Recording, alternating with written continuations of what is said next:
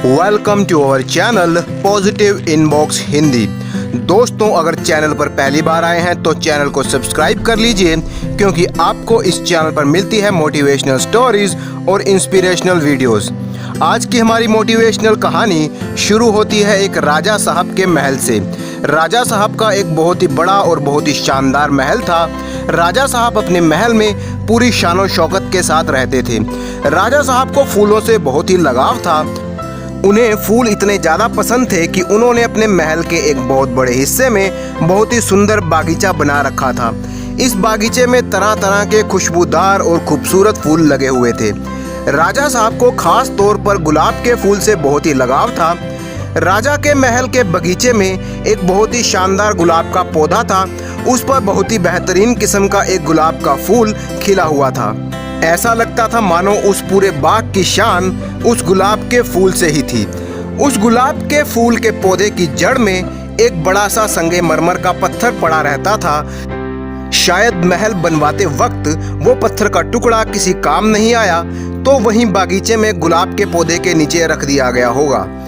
वो शानदार और खूबसूरत गुलाब का फूल जब भी उस पत्थर के टुकड़े को देखता था तो अक्सर ही उसका मजाक उड़ाता था।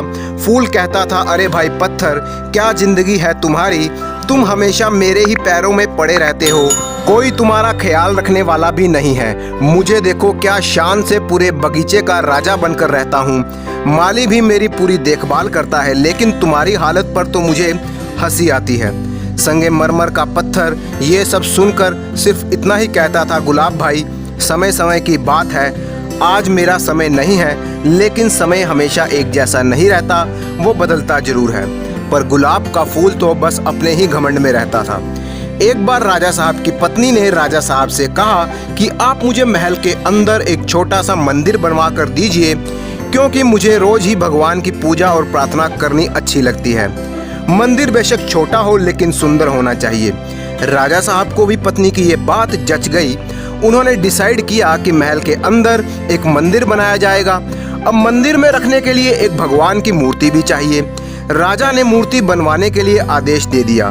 तब महल के बागीचे के माली ने सलाह दी कि बागीचे में जो गुलाब के पौधे के नीचे एक बड़ा सा पत्थर रखा है, उसकी मूर्ति बनवाई जाए। राजा को उसका सुझाव बहुत ही पसंद आ गया। राजा ने उस संगमरमर के पत्थर की मूर्ति बनाने का आदेश दे दिया। बस फिर क्या था, शहर का सबसे बेहतरीन मूर्ति बनाने वाला महल में पहुंच गया और उसने गुलाब के पौधे के नीचे पड़े पत्थर को भगवान की मूर्ति का रूप देना शुरू कर दिया। जब भगवान की मूर्ति बनकर तैयार हुई तो राजा साहब को बहुत ही पसंद आई और उन्होंने उस मूर्तिकार को इनाम भी दिया। मूर्ति को नए बने मंदिर में स्थापित करवा दिया गया। अब राजा साहब और उनकी पत्नी बहुत खुश थे। अगली सुबह ही राजा साहब और उनकी पत्नी ने मंदिर में पूजा करने का डिसीजन लिया। माली को आदेश दिया गया कि भगवान की पूजा के लिए बगीचे से सबसे बेहतरीन फूलों को तोड़कर लाया जाए। जब माली बगीचे में फूल तोड़ रहा था तो उसकी नज़र गुलाब के उस पौधे पर पड़ी जिस पर वो शानदार गुलाब का फूल लगा था। तो माली ने सोचा कि इससे बेहतरीन फूल तो पूरे बागीचे में ही नहीं है, तो क्यों ना इसी को तोड़ लिया जाए। माली ने उस गुलाब के फूल को तोड़कर पूजा की थाली में रख लिया और राजा साहब को भिजवा दिया। राजा साहब अपनी रानी के साथ मंदिर में जाकर भगवान की पूजा करने लगे।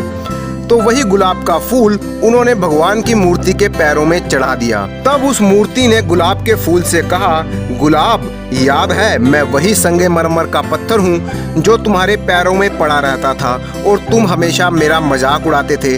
देखो, आज समय ने ऐसी बाजी पलट दी है कि तुम आज मेरे पैरों में पड़े हो। दोस्तों, आज की स्टोरी हमें सिखाती है कि कभी भी किसी के बुरे हालात को देखकर उसे नीचा दिखाने की कोशिश नहीं करनी चाहिए, क्योंकि उस इंसान के हालात खराब हैं, लेकिन आने वाला समय बदलता जरूर है। इस दुनिया में समय ही एक ऐसी चीज है जो जैसा भी हो लेकिन बदलता जरूर है। लाइफ में उतार चढ़ाव तो आते ही रहेंगे, लेकिन उन उतार चढ़ाव की वजह से अपने रिलेशंस को कभी खराब मत करना। समय तो बदलता रहेगा। आज जो इंसान आपके लिए बिल्कुल गैर जरूरी है, लेकिन ना जाने जिंदगी के किस मोड़ पर वो आपको मिल जाए और तब आपको उसकी सबसे ज़्यादा ज़रूरत हो।